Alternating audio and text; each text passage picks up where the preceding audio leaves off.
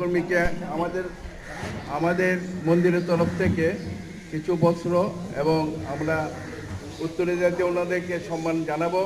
ওনাদেরকে সম্মান জানানো মানেই হচ্ছে আমরাও সম্মানিত হব। আজকে ওনাদের কর্মের মধ্যে দিয়ে আমাদেরকে যে স্বচ্ছতা ভাবমূর্তি তৈরি করে দেন তার জন্য আমি সাধুবাদ জানাচ্ছি ওনাদেরকে। আর আগামী আপনাদের সবাই সুস্থ থাকুন, ভালো থাকুন, সেই বলেই আমি আমার সংক্ষিপ্ত ভাষণ এখানে শেষ করছি। নমস্কার। আজ শ্যামসুন্দর মন্দির পরিচালনা সমিতির পক্ষ থেকে শিলচর মিউনিসিপ্যালিটির সাফাই কর্মীদের সংবর্ধনা দেওয়া হলো। তার জন্য আমরা যারা কমিটির সদস্য আমরা গর্বিত, সেই সঙ্গে পান্নাকেও আমরা ধন্যবাদ জানাই মিউনিসিপ্যালিটির কর্মীকে। আর ভক্তরা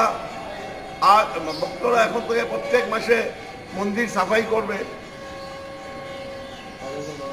ওদেরকেও ধন্যবাদ জানাই আমরা।